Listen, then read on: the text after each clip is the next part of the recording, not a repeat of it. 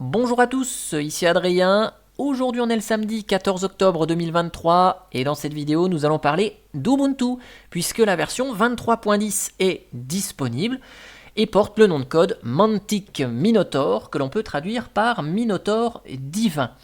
Et je crois bien que cette version d'Ubuntu est la première à ne pas porter un nom de code qui fait référence à un animal puisque le Minotaure dans la mythologie certes a une tête de taureau, mais son corps est un corps d'être humain. Ceci est une petite anecdote sur le nom de code d'Ubuntu. Si vous essayez de télécharger Ubuntu 23.10 sur le site officiel, vous allez peut-être remarquer que ce n'est pas disponible, bien que la version 23.10 est là, elle a été officialisée. C'est parce qu'il y a un petit incident en cours. Ubuntu a communiqué via Twitter en envoyant un message quelques heures après la sortie d'Ubuntu 23.10 en indiquant qu'ils ont identifié des propos haineux de la part d'un contributeur malveillant dans certaines traductions. Et donc par conséquent, l'image d'Ubuntu 23.10 a été supprimée. Ils vont corriger les traductions en remettant les traductions correctes.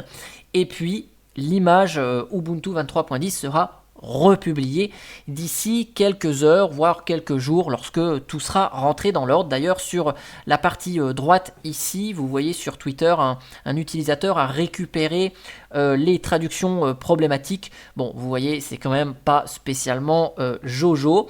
Donc, c'est pour cela que pour le moment, Ubuntu 23.10 n'est pas disponible au téléchargement sur le site officiel. Cependant, on va quand même en parler.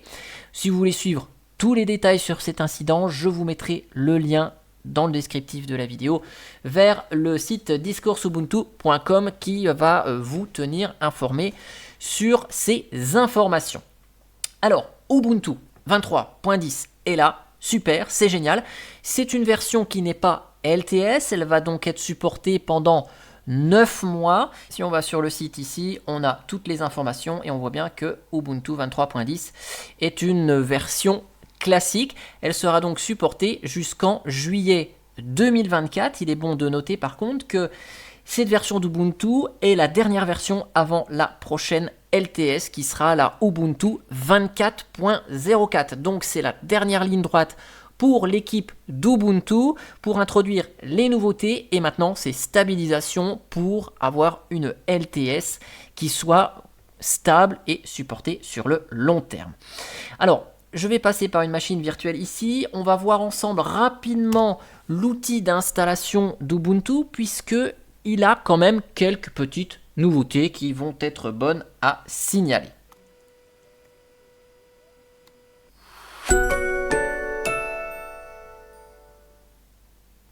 Ok, donc ici je vais vous mettre en français. Vous remarquez que l'outil d'installation a une interface un tout petit peu différente. Cet outil d'installation est développé en Flutter, ça y est, il arrive enfin officiellement dans l'image d'installation. C'était en test depuis quelques versions déjà. Donc là, on va installer Ubuntu. Vous allez remarquer un truc, c'est que ici, on a un choix qui est sélectionné par défaut, qui s'appelle Installation par défaut, qui est anciennement ce qui était appelé l'installation minimale. Vous voyez, seulement les essentiels, navigateur, internet et utilitaires de base. Et le deuxième choix maintenant s'appelle installation complète. Et l'installation complète, c'est une sélection d'outils de bureau, utilitaires, navigateur internet et jeux adaptés au hors-ligne. Donc on a un peu plus de choses installées avec une installation complète. C'est celle que l'on va sélectionner ici, histoire de voir qu'est-ce que nous propose l'installation complète. Comme d'hab, on peut installer les logiciels tiers pour le support des cartes graphiques, notamment Nvidia, le Wi-Fi aussi. On peut installer les codecs multimédia au passage, on peut le faire directement là. On a toujours le choix du partitionnement manuel ou l'installation automatique. Dans les options avancées, vous avez le support expérimental de ZFS pour installer Ubuntu 23.10 sur ZFS. Et ici, c'est grisé parce que je n'ai pas de puce TPM. Mais si vous avez un ordinateur récent avec de l'UEFI, du Secure Boot et une puce TPM, vous allez pouvoir installer Ubuntu sur un disque qui sera totalement chiffré. Et ça, c'est une petite révolution. Alors vous allez me dire, ouais, certaines distributions Linux permettent de faire une installation sur disque chiffré. Je suis d'accord. Mais là, vous n'aurez pas de passe-phrase à saisir au moment de l'installation. Et donc, quand vous allez démarrer votre système, une passe-phrase pour déchiffrer le disque ne vous sera pas demandée, puisque la clé de déchiffrement sera stockée dans la puce TPM. Et ça c'est génial. On va retrouver le même fonctionnement que sous Windows. C'est beaucoup moins contraignant qu'une passe-phrase à saisir au démarrage du système, parce que si vous avez plusieurs utilisateurs, vous n'aurez pas à leur communiquer cette passe-phrase. Et ça, ce sera super utile dans le contexte entreprise où on chiffre les installations pour garantir la sécurité des données, puisque quand le système va démarrer, hop, la puce TPM va fournir la clé de déchiffrement, va déchiffrer le disque et vous arriverez sur la mire de connexion pour rentrer votre mot de passe utilisateur. Rassurez-vous, c'est quand même sécurisé tout ça, parce que si on accède au disque depuis un live CD, un live USB sur la même machine, la puce TPM ne déchiffrera pas le contenu du disque. Vous aurez une clé de récupération à saisir, tout comme si vous déconnectiez le disque et que vous le mettiez sur une autre machine, ce sera la clé de récupération qui vous sera demandée, clé de récupération que vous pouvez obtenir avec une commande une fois le système redémarré. Bien sûr, ce chiffrement complet du disque n'est pas fonctionnel si vous êtes en dual boot ou si vous installez des pilotes tiers qui vous demandent de désactiver le Secure Boot notamment. Donc là, je fais une installation classique, il n'y a rien d'extraordinaire à dire à ce sujet puisque il n'y a rien de nouveau. Après, ici, il y a toujours le premier compte utilisateur. Vous avez toujours la possibilité d'utiliser Active Directory dans le contexte entreprise et de sélectionner si vous souhaitez un thème clair ou un thème sombre que nous allons utiliser pour cette vidéo. Ce sera quand même beaucoup plus reposant pour les yeux. Je vous accélère l'install. On découvre la suite des nouveautés d'Ubuntu 23.10 juste après.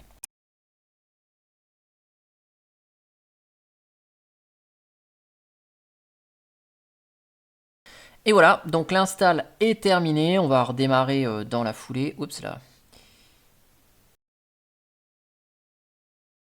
Donc comme d'hab, il n'y a jamais de souci avec l'installation d'Ubuntu. Ça se passe toujours comme sur des roulettes. Donc on est accueilli avec GDM ici. On est sur Wayland par défaut. Si on souhaite utiliser Xorg, on peut toujours choisir Xorg. Et donc on est accueilli par GNOME 45 puisqu'on utilise Ubuntu. Donc l'environnement de bureau c'est GNOME, on a le petit assistant de premier démarrage. Voilà, donc ici si je vais dans à propos là, on est bien sur Ubuntu 23.10. L'environnement de bureau c'est GNOME 45, je ne reviens pas sur les nouveautés de GNOME 45, on en a parlé à travers une vidéo dédiée sur le sujet. Cependant, on a bien cette fois-ci l'application horloge ou GNOME Clock qui fait son apparition. Donc cette application est nouvelle dans GNOME 45. Et on a la présence d'une extension qui est ajoutée en plus dans Ubuntu qui s'appelle GNOME Tiling Assistant qui va vous permettre, regardez si je mets là dans le coin une fenêtre, d'avoir la possibilité dans GNOME de mettre non pas les fenêtres uniquement sur un demi-écran gauche ou droit, mais vous avez, grâce à cette extension, la possibilité, vous voyez, d'avoir le gestionnaire de fichiers qui ne prend qu'un quart de l'écran. Donc vous avez la possibilité de faire du tiling directement avec cette extension fournie dans GNOME. Et donc vous pouvez retrouver la possibilité de déplacer vos fenêtres avec cette méthode de placement de fenêtres si elle vous intéresse. Donc c'est fourni dans Ubuntu 23.10 avec cette extension GNOME Tiling Assistant. Là, certes, je vous parle d'Ubuntu, mais vous savez, on a les fameuses variantes d'Ubuntu. Vous avez KUbuntu qui, elle, propose K2 Plasma 5.27. On a Xubuntu qui propose XFCE 4.18. Vous avez LUbuntu qui propose LXQt 1.3. Ubuntu Cinnamon avec Cinnamon 5.8 et Ubuntu Budgie avec Budgie 10.8. Si je m'équipe d'un terminal, donc là on va parler des choses qui sont communes à toutes les variantes d'Ubuntu. Si je vous fais le petit unm-r, vous voyez qu'on est en présence d'un noyau 6.5, dernier noyau stable en date, qui va donc améliorer les performances, notamment pour les possesseurs de processeurs AMD Ryzen. L'activation dans ce noyau 6.5 de FreeSync pour les possesseurs de cartes AMD avec le pilote AMD GPU, le pilote libre. Amélioration de performance, nouveaux matériels disponibles, supportés, etc., etc. Dans les autres applications fournies dans Ubuntu, on va retrouver Firefox en version 117. Donc toujours fourni sous forme de snap, mais vous voyez, le thème sombre est pris en compte, le lancement est plutôt rapide, donc ça c'est génial, vous voyez, traduit en français, donc là il n'y a pas de souci là-dessus. On a Thunderbird en version 115, vous savez, Thunderbird avec la nouvelle interface qui change un petit peu ici. Quitter la configuration, donc l'interface est un peu différente. Là, dans Thunderbird, ils ont revu un petit peu l'interface. Bon, il faut s'habituer si vous utilisez l'outil Thunderbird pour lire et écrire vos courriels. Et on va retrouver la suite bureautique LibreOffice. Oh là, il y a un petit peu de graphique. LibreOffice qui est disponible dans sa dernière version, à savoir la version 7.6. Et vous voyez que tout est plutôt réactif de ce côté-là.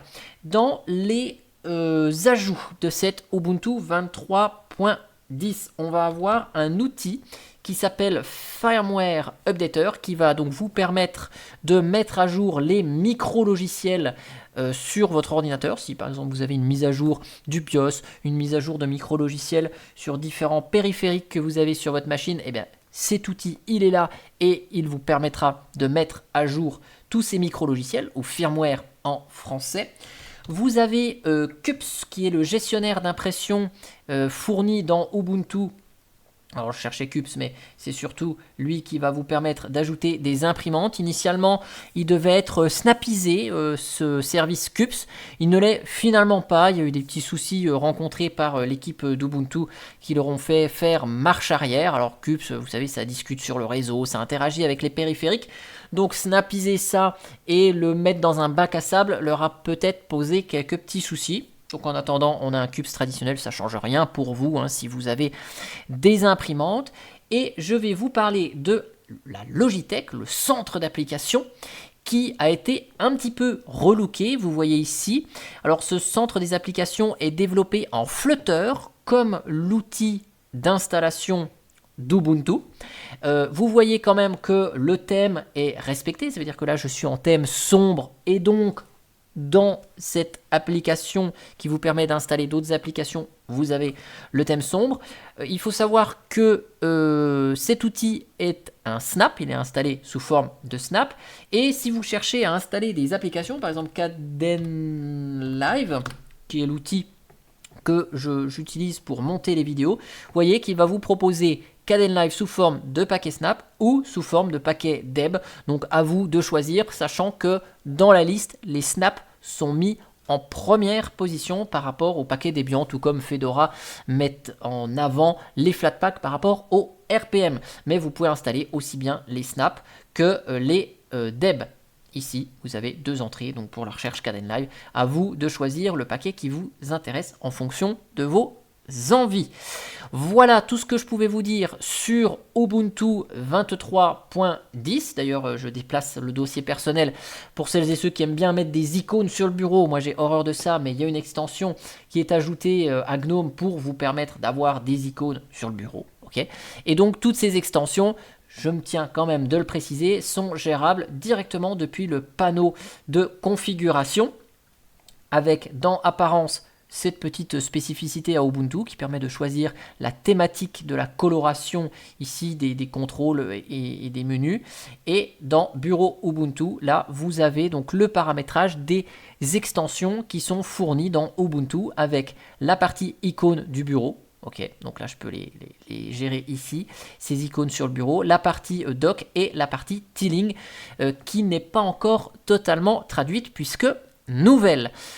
Sachez que si vous êtes sur Ubuntu 23.04, la mise à jour vous a déjà été probablement proposée il y a 2 jours. rassurez-vous, vous avez jusqu'à janvier 2024 pour migrer, puisque Ubuntu 23.04 est supporté jusqu'en janvier 2024. J'espère que cette vidéo de présentation sur Ubuntu 23.10 vous aura plu. Pas de révolution dans cette nouvelle version, si ce n'est pour un usage entreprise. Vous savez, il y a quelques années, le support d'Active Directory, l'annuaire Microsoft d'entreprise, avait été ajouté. Là, cette fois-ci, c'est le chiffrement complet du disque avec déchiffrement via la puce TPM, mais mis à part le rafraîchissement des logiciels, la montée en version de GNOME pour Ubuntu et des différents environnements de bureau pour les variantes, bon, on est quand même sur une distribution Linux qui est vraiment mature et qui est agréable à utiliser. Et vous avez vu le lancement de la Logitech, de Firefox sous forme de Snap, c'était vraiment plutôt rapide. Les lenteurs de Snap ont quand même été corrigées. J'espère que ça vous a plu. N'hésitez pas à réagir dans les commentaires. Et moi, je vous dis à bientôt pour une prochaine vidéo. Allez, ciao, ciao, bye bye. Bonjour à tous. Ouah, c'était quoi ça ?